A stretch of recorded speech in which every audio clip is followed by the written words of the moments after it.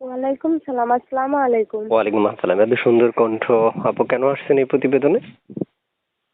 ভাইয়া, প্রতিবেদন আসছি ভালো একটা মনের মানুষের আশায়। ভালো একটা মনের মানুষ পেলে কি বিয়ে করবেন? অবশ্যই বিয়ে করব।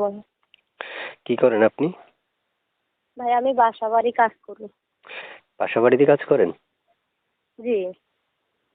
আচ্ছা। আপনি যে আমাকে একটা নাম্বার থেকে ফোন করেছিলেন, এই নাম্বারটা কার? এই নাম্বারটা আমার। এই নাম্বারটা আপনার? জি। এই নাম্বারে ফোন করলে কি আপনাকে পাওয়া যাবে? অবশ্যই আমাকে পাওয়া যাবে। আচ্ছা, প্রিয় দর্শক শুনতে পেরেছেন আপনারা আপুর মুখের কথা। চাইলে আপুর সাথে যোগাযোগ করতে পারবেন যে কোনো সময়। তো আপু শুনতে চাই আপনি মানে কেমন বয়সী আপনার জন্য মনে মানুষ চাচ্ছেন?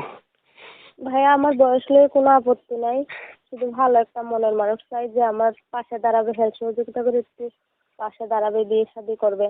তার যদি বউ থাকে আমার তাতেও আপত্তি নাই। তার যদি বউ থাকে তাতেও প্রবলেম নাই?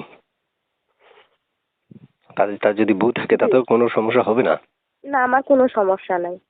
তার মানে আপনার কথা হচ্ছে তার যা মতো তা থাকুক, শুধু আমারে হুম। বিয়া করে যদি সে ভালোভাবে চালাইতে পারে সেটাই যথেষ্ট। এইটাই যথেষ্ট। আচ্ছা, প্রিয় দর্শক, আমি একটা স্ক্রিনে নাম্বার দিয়ে রাখবো। এই নাম্বারে আপনারা যোগাযোগ করে কথা বলতে পারবেন।